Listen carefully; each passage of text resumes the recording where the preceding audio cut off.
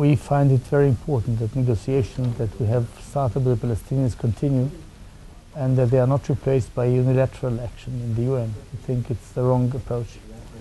And I explained our position to the Prime Minister today. We had a long and interesting talk, I believe, about that. We are for a Palestinian state. The Israeli government position officially for some number of years now is that we want a resolution of the conflict with the Palestinian state alongside the state of Israel. We have been negotiating it for some number of years. Unfortunately, in recent 2 or 3 years, the Palestinians have changed their strategy. Rather than talking to us and finding an agreed solution, they want an imposition by the world, so to speak. We don't think it's going to work. We don't think it's right. There is an agreed paradigm by both parties, I believe, that the end result will be 2 states. The question is whether this is the end of the conflict, which is what we want, or just one other step after which there will be more claims, which is unfortunately what they say. The UN allows them to get what they want without giving anything in return. That is to say, there are no more claims. When we have a state, that's the end of the conflict. We offer them a Palestinian state. They don't want to accept that we are entitled to a state. When they are asked to say, in return for we recognizing a Palestinian state, let them recognize a Jewish state, they say no. The main question that is still remaining is whether the 2 states is for 2 nations as we want, or they say, no, we are a nation, you are not.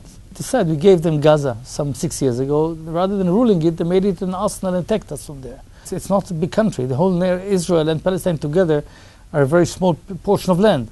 It needs to be divided in a way between the 2 nations, our nation and their nation. The previous Prime Minister, by the way, of Israel, Olmert, offered them 100% of the land that they wanted, with a swap of 6%.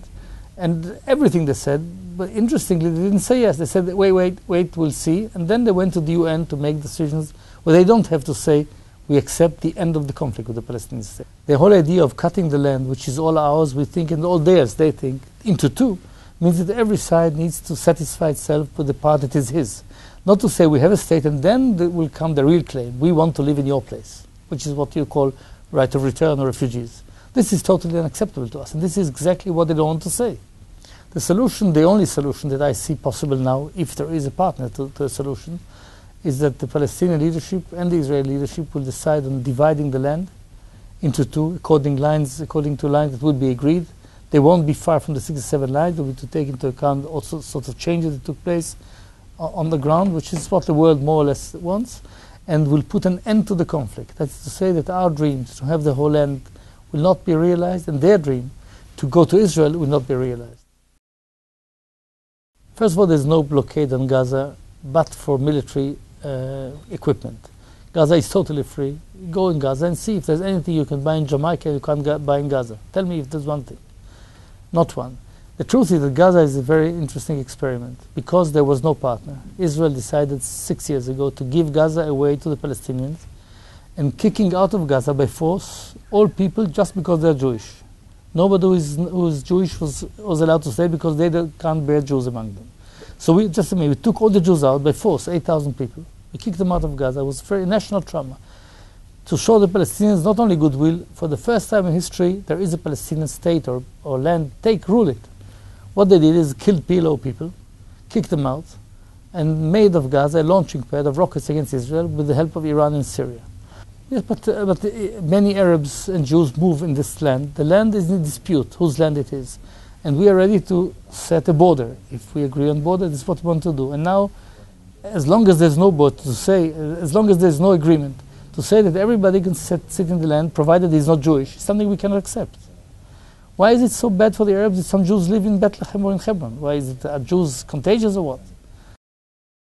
Jerusalem, that has never been, of course, a part of any Palestinian state in history, and never been the capital of any Arab state in history, ever, was only a Jewish capital, if any country ever had it. It's religiously sacred to 3 religions. It's open now to all religions. Needs to be part of a solution. We need to talk about it and see what we found out. Yes. It's not an easy problem. It needs to be negotiated. Our stand is that Jerusalem is our capital. It's never been anybody else's capital in history.